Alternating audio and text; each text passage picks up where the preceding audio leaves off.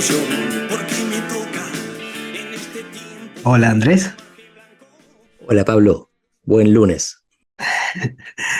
otro lunes comienza una semana bien agitada. Estamos grabando a las 9 de la mañana de Buenos Aires, petróleo firmemente instalado arriba de los $100, gas natural subió 30% hoy en Europa, así que una semana movida en los mercados financieros y en los mercados de commodities.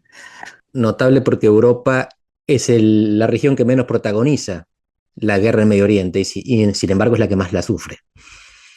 Su dependencia energética es total.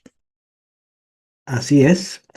Nos habían preguntado la semana pasada que por qué no hablamos de la guerra, ¿sí? Así que le explicamos a nuestros oyentes que ya teníamos planificado y grabado el episodio sobre lucha contra las drogas previo al ataque. Creo que fue el día anterior, ¿no? Al ataque de Trump, que lo grabamos. ¿Sí? Que además hicimos con convicción. Esta guerra va a pasar, el narco va a quedar. Sí, por supuesto. Así que es un tema estructural al que esta guerra no minimiza, pero hoy la urgencia nos llama. Así que hablemos de bombas. Hay mucha desinformación, ¿no? Hay muchos rumores, muchas noticias. Un poco tratamos de darle sentido a lo que está pasando. Si querés, ordenemos la discusión, hablemos un poco de cómo llegamos hasta acá, por qué sucede digamos, por qué sucede la guerra, qué es lo que quiere cada actor y qué es lo que podemos ver hacia adelante. Bárbaro. Bueno, empecemos con la naturaleza de los actores. Irán es un clásico del Medio Oriente. Sin embargo, es un país discordante, porque es enorme, pero sobre todo porque no es árabe y porque no es sunita. La mayor parte de los países de Medio Oriente es árabe. 22 miembros tienen la Liga Árabe. Y después hay otros que no. Fundamentalmente Israel, que es judío, e Irán, que es persa. Dentro de los musulmanes, que todos los países árabes lo son, hay una mayoría sunita. 85% de los musulmanes en el mundo son sunitas, 15% son chiitas. Lo que se llama sectas en inglés sin connotación despectiva, o como sería la diferencia entre el catolicismo y el protestantismo en el cristianismo occidental. Hay ahí algunos países más laicos y otros países menos laicos. El menos laico de todos es Irán, que constituye, de hecho, una teocracia, donde el ayatolá, o sea, el sacerdote supremo, es el que manda. El presidente electo por el pueblo tiene menos poder, le está subordinado. Arabia Saudita es una teocracia un poquito más escondida detrás de un nombre familiar, de la familia Saud, precisamente. Hay países en Medio Oriente que fueron fundados por familias. Jordania, Arabia Saudita, que llevan el nombre. A Jordania se la llama la monarquía hachemita. Estos países fueron en parte inventados por Occidente, fundamentalmente Gran Bretaña y Francia. Irán no. Irán es como China, como Japón, una civilización milenaria. Todo esto no quita ni pone, es simplemente para entender que cuando hablamos de Irán y de Israel, hablamos de dos países que se distinguen del resto. Y acá viene la cuestión de la coyuntura. ¿Por qué ahora? En realidad es desde hace mucho tiempo, principalmente en 1979. Hasta el 79, Irán era un aliado de Israel, porque Israel estaba peleado con todos los países árabes que lo rodeaban, que no lo querían, que no lo aceptaban. Y entonces tenía el segundo anillo. Aquellos que estaban detrás de los árabes eran los aliados de Israel, muchos de ellos musulmanes, pero no árabes. Turquía, Irán y la África subsahariana. En Irán estaba el régimen del Shah. El Shah era una especie de zar, de monarca, que había sido puesto por Estados Unidos, que había derribado a la democracia de la década anterior, los 50 y 60, en Irán. Así que Irán tuvo una democracia que fue sustituida por una monarquía a cargo de Estados Unidos, que fue sustituida por una teocracia autónoma, que tenía como objetivos principales destruir al pequeño Satán, que es como llaman Israel, y al gran Satán, que es como llaman Estados Unidos. Esta coalición cristiano-judía, que para ellos era el demonio en su región. Israel siempre mantuvo contactos. Israel es un país que conoce a sus enemigos, sobre todo cuando antes fueron sus amigos. Esto es algo que Estados Unidos no puede decir. El único enemigo al que Estados Unidos conoce es Rusia. Con todo lo demás, solo hace macana. En Afganistán, en Irak, en Siria, en Libia. Donde Estados Unidos se mete, no entiende al enemigo. Israel es lo contrario, lo estudia, lo aprecia, lo respeta. Cuestiones culturales, históricas. ancestrales. Irán era un peligro para Israel, pero era un peligro para el mundo, porque quería la bomba atómica. Obama negocia junto con otros países en el mundo que no sigan enriqueciendo el uranio o que no lo mantengan controlado, porque los que le temían a Irán no eran solo los israelíes, eran fundamentalmente los árabes. Y llegan a ese acuerdo que Trump en su primer mandato acaba. Claro. Las razones para esto son variadas, son ocultas, ahora vamos a llegar a alguna teoría conspirativa que hay al respecto, pero en todo caso que quede claro. El uranio enriquecido es un isótopo, es decir, una formación de uranio más inestable que el uranio normal. Uranio 235 en vez de 238. Hay que enriquecerlo. Para producir electricidad alcanza con 5% de enriquecimiento. Para investigación científica alcanza con 20%. La bomba requiere el 90%. Irán ya tenía más del 60%. No hay ninguna razón en el mundo para enriquecer uranio al 60% que no sea apuntar al 90% y tener la bomba. Sí, hay un video por ahí circulando de Marco Rubio, entonces senador, lo que él dice con respecto al acuerdo nuclear de Obama, que básicamente dice lo que estamos haciendo es le estamos dando tiempo a Irán para armarse y rearmarse y prepararse para que cuando sí quieran ir a buscar la bomba atómica no podamos hacer nada porque la amenaza que ellos pueden ejercer sobre la presencia estadounidense en la región o Israel va a ser tan grande que nos va a imponer un costo tan alto que vamos a tener que aceptar que tengan la bomba atómica. Creo que estoy simplificando, pero resumiendo. Y cuando Trump entra, lo que vos recién dijiste es una de las primeras cosas que hace es decir, no, este deal no va más. En ese sentido parece bastante consistente Trump 2 con Trump 1. Esto es muy interesante lo que estás planteando, porque Trump 1 es aquel que se vanagloriaba de no haber iniciado ninguna guerra. Y hoy andaba dando vueltas por ahí un tuit de Charlie Kirk, donde precisamente decía que había que tener cuidado con los tipos que querían volver a iniciar guerras, cuando ahí la clave del MAGA y America First era no hacerlo. El único presidente norteamericano que no había iniciado guerras. Y él se jactaba hasta hace muy poquito de solamente terminarlas, 8, 80, 800. Lo interesante es esto, corregime si ves algún escenario que yo no vea. Hay tres posibilidades con un país que está enriqueciendo uranio para tener la bomba. O lo parás a la fuerza, o negociás un acuerdo, o no haces nada. Obama había negociado un acuerdo. Trump 1 decidió no hacer nada. Es decir, generó lógicamente las condiciones para tener que pararlo por la fuerza. Trump 1 creó las condiciones para que Trump 2 haga lo contrario que Trump 1. Tornó una guerra por elección, la tornó guerra de necesidad, si el objetivo es evitar que Irán tenga la bomba. Sí, ahí lo que se podría decir alguno en contra es el hecho de que al denunciar el acuerdo, Trump vuelve a establecer sanciones sobre Irán. Entonces, no hizo nada militarmente o con respecto específicamente es el tema nuclear, pero sí de tratar de traer a Irán a la negociación destruyendo su economía o molestando su economía. Está buenísimo este tema y algún día tendremos que invitar a un especialista sobre sanciones. Las sanciones son mecanismos que en general no toman las instituciones, toman los países, y todos los estudios al respecto te dicen una cosa: no sirven. Las sanciones no sirven. Y está lleno de estudios sobre esto y lleno de ejemplos. Basta ver a Cuba y a Irán durante todos estos años. No consiguen el objetivo, complican la vida de los ciudadanos de los países sancionados, pero no necesariamente de sus dirigentes, al contrario, suelen fortalecerlos. Pero más allá de esto, esta es una discusión de políticas. Ahora lo que estamos viendo es que Trump decide finalmente golpear. Después de no haber recibido el Premio Nobel de la Paz, escribe esa famosa carta al rey de Noruega, donde lo culpa por eso y le dice: ahora que no me dieron el Premio Nobel de la Paz, vean cómo hago la guerra o algo por el estilo. Le cambia el nombre al ministerio, al Departamento de Defensa, pasa a llamarse Departamento de Guerra. El Nobel dudo que lo gane, es más probable que Milley gane el de Economía que Trump el de Paz. Y atacan de manera para muchos sorpresiva. Y acá te quería traer esta radiografía de razones, motivos. ¿Por qué razón Estados Unidos hace esto? O Trump, porque no sé si J.D. Vance, el vicepresidente, lo hubiera querido, no sé si Marco Rubio lo hubiera querido. Hegseth, el ministro de Defensa, probablemente, el ministro de Guerra, probablemente sí. Así que tenemos un trípode tomando decisiones. ¿Y cuáles son las razones de Netanyahu? Porque lo que te voy a sugerir es que no son las mismas. Hay tres posibilidades. Dos son evidentes. La primera es que coinciden. Atacan por lo mismo. Por ejemplo, no quieren que Irán tenga la bomba. La segunda es que son complementarias.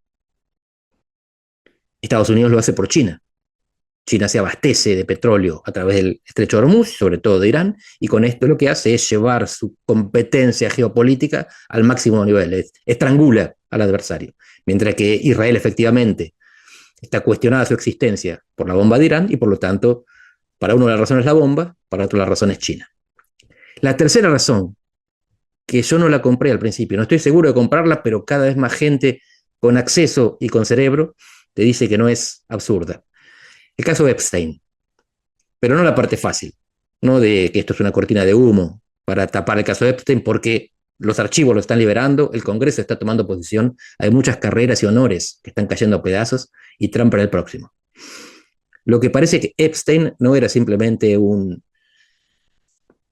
cabarutero, no era el dueño de un burdel, no cobraba por los servicios de sus chicas, era un espía. Era un tipo que incluso ofrecía servicios, ofrecía dinero, ofrecía oportunidades y fotografiaba a sus víctimas. Y todos esos archivos que hoy están saliendo a la luz, esto lo dice, por ejemplo, Josep Colomer, un gran politólogo español que está hace décadas, bueno, él diría catalán, que está hace décadas en los Estados Unidos, está en manos del gobierno de Israel. Varios primeros ministros aparecen en los archivos de Epstein, pero no como víctimas, no haciendo las cosas que hacían los príncipes de Inglaterra, sino teniendo contacto con él. Así que se habla de un chantaje. Netanyahu quería la operación. Y una de las formas que consiguió, otra vez te digo, es la teoría más conspirativa y más sofisticada que simplemente tapar el escándalo, pero como cada vez hay más voces que la levantan, me parece razonable que la contemplemos. Porque todo lo demás parece insuficiente. Corea del Norte tiene la bomba y Trump no movió un pelo. Con China hay otros mecanismos. La Estrategia de Seguridad Nacional de los Estados Unidos, lanzada hace 4 meses, pone las 5 regiones del mundo en este orden de prioridad. Primero, hemisferio occidental, nosotros. Segundo, Asia-Pacífico. Tercero, Europa. Cuarto, Medio Oriente. Y quinto, África. No parece estar programado, no parece ser de diseño esta guerra. Parece haber sido llevado por Netanyahu. Pero olvidémonos de la extorsión. Igual hay cada vez menos dudas de que esto es el plan de Israel que arrastró a Trump en una aventura de la que no sabe cómo salir. Y no te digo que vaya a terminar necesariamente mal, sino que ni los que le iniciaron tienen idea de cómo puede terminar.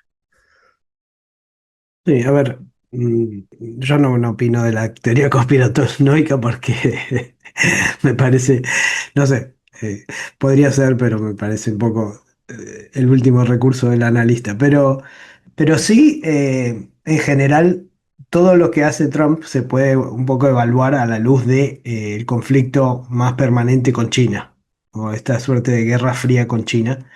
Y ahí buscar un cambio de régimen o buscar la degradación militar de Irán parece tener algún sentido. En el mismo sentido de, por ejemplo, buscar un cambio de régimen en Venezuela, ¿sí? Tratar de alinear las fichas de manera que en un potencial conflicto que se abra con más explícito con China, el gobierno de Estados Unidos tenga más aliados o menos dificultades para tratar de estrangular la cadena de suministros de China. Eso, Correcto. eso parece una motivación, no sé, primaria no sé si de Trump, pero sí del pensamiento militar estratégico estadounidense. Sí, solo que se olvidaron de plasmarlo en la Estrategia Nacional de Seguridad de hace 4 meses. Yo coincido en que esa apreciación puede estar en el trasfondo. Es difícil pensar que fue el gatillo, pero sí es importante introducir actores que mencionamos al principio y que después dejamos de lado. Los árabes. Al parecer fue el príncipe coronado de Arabia Saudita el que más insistió junto con Netanyahu para atacar a Irán. Es decir, que había muchos aliados de Estados Unidos que se sentían amenazados por el régimen y por la bomba. Y entonces uno puede pensar que todas las piezas se fueron ensamblando. Por un lado, la rivalidad estratégica con China, aunque fuera cuarta prioridad. Por el otro, los aliados que lo solicitan. Finalmente, olvídate de la conspiración de la extorsión de Netanyahu. Sí, posiblemente las guerras siempre se usaron para tapar conflictos internos. Esto no tiene ningún secreto, ni es una conspiración, es un hecho. Generar, fortalecer, confrontar con enemigos de afuera suele consolidar el frente interno y resolver o por lo menos esconder problemas domésticos. ¿Qué pasa ahora? En dos sentidos te lo pregunto, vos sos el que maneja los números. Por un lado, el petróleo, que afecta. Esta es una guerra regional con impacto global. Sabés que estoy recibiendo muchas consultas de personas personas asustadas pensando que es la Tercera Guerra Mundial, bueno, que se viene el Armagedón. No parece. La guerra está limitada regionalmente. Van a llegar a 20 países los bombardeados por Irán, no son dos, son más de una docena. Pero por ahora las bombas no salen de ahí. Pero el costo del petróleo sí. Pero hay otra más que te planteo, también te pregunto. El modelo de desarrollo de los países árabes. De los países árabes con petróleo, de dos tipos de países árabes. Los que tienen petróleo y los que no. Y los que tienen lo usaron para crear grandes redes de comunicaciones, Al Jazeera, grandes aerolíneas y grandes hubs aeronáuticos y grandes mundiales de fútbol. Había mucha inversión y mucha coordinación de negocios mundiales ahí. ¿Tiene futuro eso? Es una buena pregunta abierta y me trae un poco a lo que vos dijiste al principio.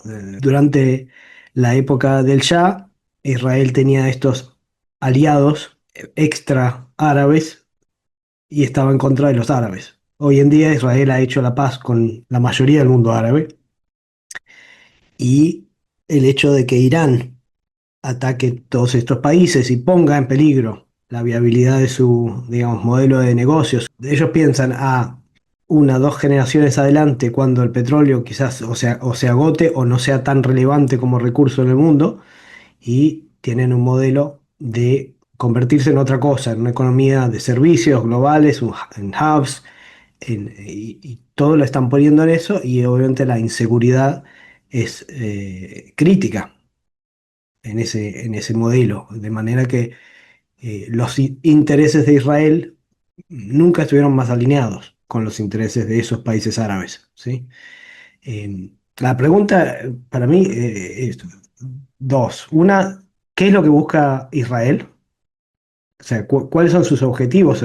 Por ahí algunos analistas militares decían, bueno, queremos destruir las capacidades de misiles, no solo la capacidad, la potencialidad nuclear, sino además impedir que puedan Lanzarlos. lanzar misiles a ningún otro país de la región, impedir que puedan ayudar a grupos terroristas como Hezbollah, como Hamas, como los hutíes, eso también.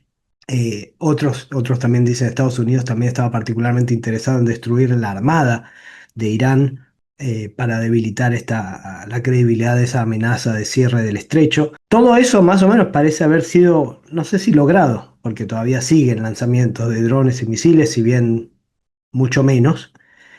Pero lo que llama la atención es que Trump haya dicho que está buscando una rendición incondicional. Y eso no, por lo menos yo no recuerdo ningún otro país que se haya rendido incondicionalmente sin una presencia de botas en el terreno o sin una amenaza de mucha mayor destrucción a partir de bombardeos. Los bombardeos hasta ahora han sido miles, pero muy localizados, muy focalizados. Rendición incondicional hasta ahora en la historia tiene dos causas: invasión terrestre o bomba atómica. Ninguna de las dos parece estar al alcance de la mano. Irán es un país gigantesco, 1.600.000 kilómetros cuadrados, dos tercios de Argentina, y lleno de relieve, montañas y desiertos.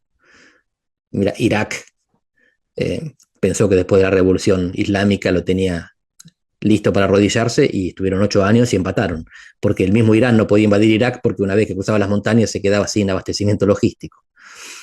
Y la bomba atómica hasta hoy está descartada. Hasta hoy digo porque había tabúes que no se habían violado en décadas, sino siglos. El primero de ellos es el magnicidio a cargo de un Estado. Se puede matar a un jefe de Estado, pero no lo puede matar otro Estado. Ese tabú se rompió ahora.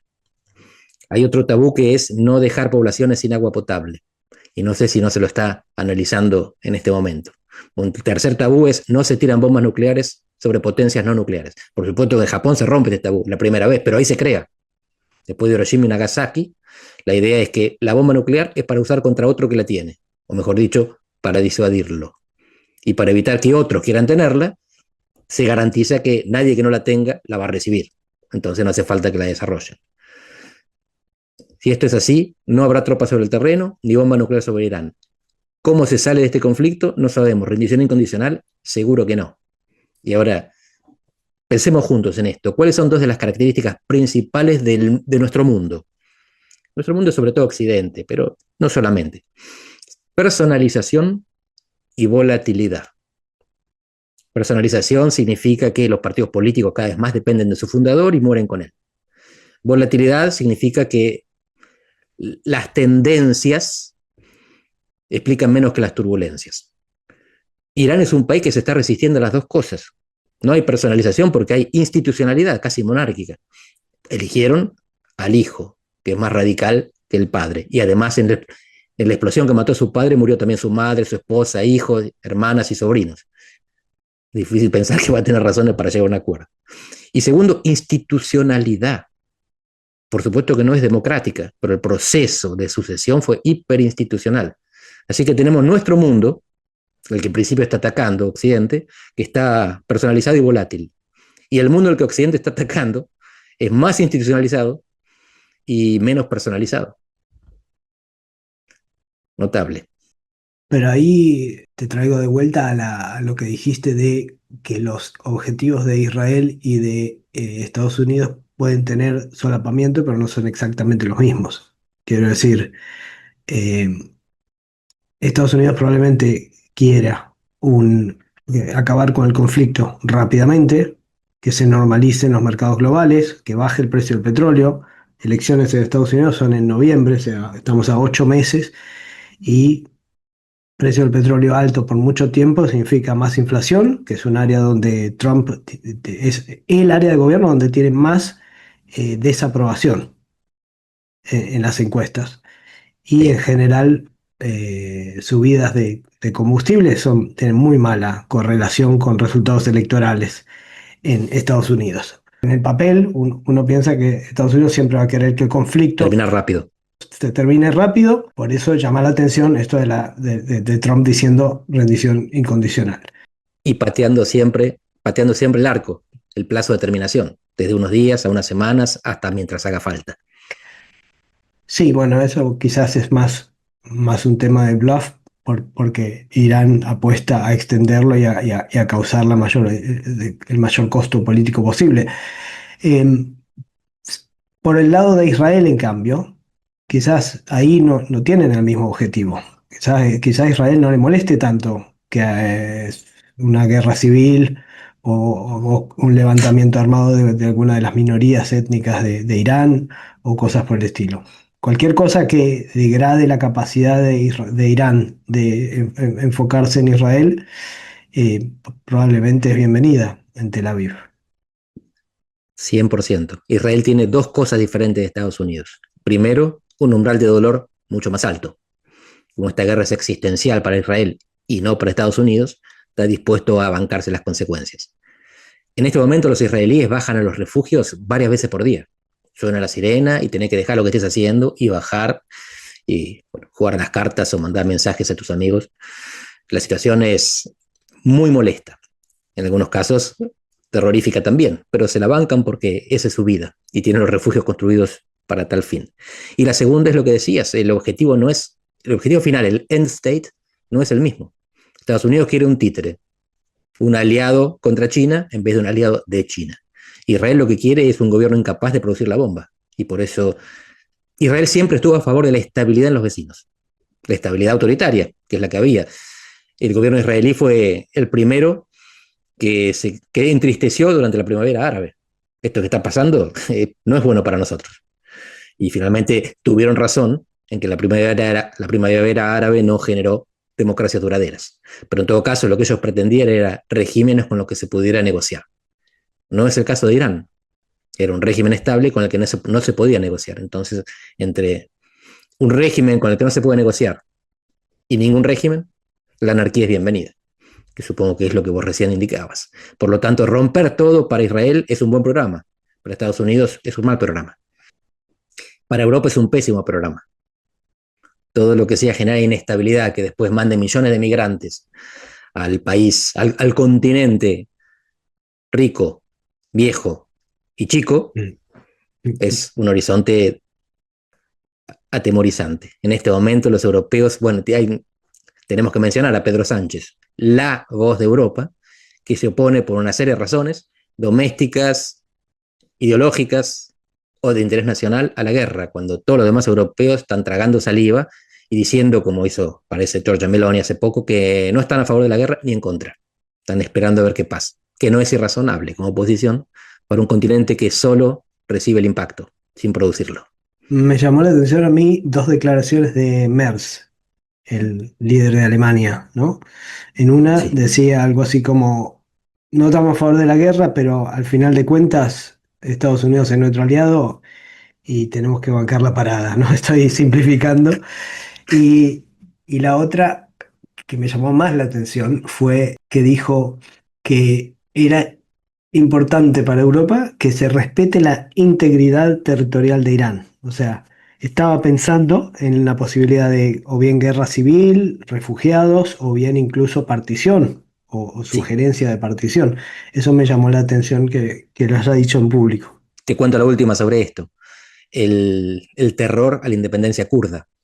Los kurdos son uno de los últimos pueblos, naciones, sin Estado, y están desparramados entre cuatro principales: Siria, Irán, Irak y Turquía. Turquía es un candidato a entrar a la Unión Europea, probablemente nunca lo hará, porque sería el estado más poblado, ya tiene más gente que Alemania, pero mientras tanto cumple funciones de buffer, retiene a los inmigrantes que vienen de zonas más inestables y evita que lleguen a Europa. A cambio, Europa le paga. Tan simple como eso. Si Turquía se torna inestable, entonces Europa se queda sin frontera. A partir de ese momento va a ser un tremendo colador. Así que imagino que el temor de Merz no es tanto la inestabilidad o la fragmentación de Irán, sino que eso tendría como corolario la fragmentación de Turquía. Y ahí la estabilidad europea duraría 5 minutos. Muy bien. Entonces, supongo que veremos cómo sigue esto en las próximas semanas, pero hay una pregunta ahí más de fondo que vos planteaste hace un par de episodios, que era si, si estamos asistiendo a una especie de manotazo de ahogado, quizás, si la acción militar es síntoma de decadencia del imperio americano o si no, es el uso de la fuerza esperable para un imperio y normal en el ejercicio de mantener su posición. Genial. Se me ocurren dos analogías de cierre: Vietnam y Afganistán. En Vietnam, Estados Unidos pierde la primera guerra de su historia y se reconstruye. En Afganistán, la Unión Soviética pierde y se disuelve. Los antecedentes, bueno, vos sos economista, pocos casos, no se pueden hacer proyecciones estadísticas, pero esas son las dos imágenes, las dos analogías que tenemos para pensar lo que puede pasar. No creo que Estados Unidos se disuelva si pierde contra Irán, pero me parece que las consecuencias de no ganar pueden ser inesperadas y temibles. Quizá otra cosa que se puede decir es que las acciones sobre Irán hayan sido de alguna manera influidas por el éxito, si querés, yo le voy a llamar éxito, que han Sí, tenido en Venezuela, donde una operación muy, muy acotada termina cero bajas y no hay cambio de régimen, pero al mismo tiempo cambia toda la dirección no de, hubo cambio de régimen ni falta de- hizo. del régimen, ¿sí? Sí, De hecho, en 3 semanas después, el Congreso en Venezuela aprobó una nueva ley de hidrocarburos, están por aprobar una nueva ley de minería, están trabajando codo a codo, dice la propia Delcy, con sí, el gobierno estadounidense. Sí, así que, de alguna manera, no sé, quizás se hayan envalentonado con eso. 100%. Mira, cuando yo empecé, hablé de tres causas, eran cuatro. Hablé de geopolítica por China, hablé de la bomba, una cuestión de seguridad y existencial, hablé de Epstein y no hablé de Ubris. Le fue tan bien en Venezuela que pensaron que lo podían hacer en todos lados. E Irán es mucho más difícil que Venezuela. Bueno, con esa nota de optimismo permanente, nos vamos hasta la próxima semana. A monitorear los precios de la nafta. Te mando un abrazo. Te mando un abrazo, Pablo.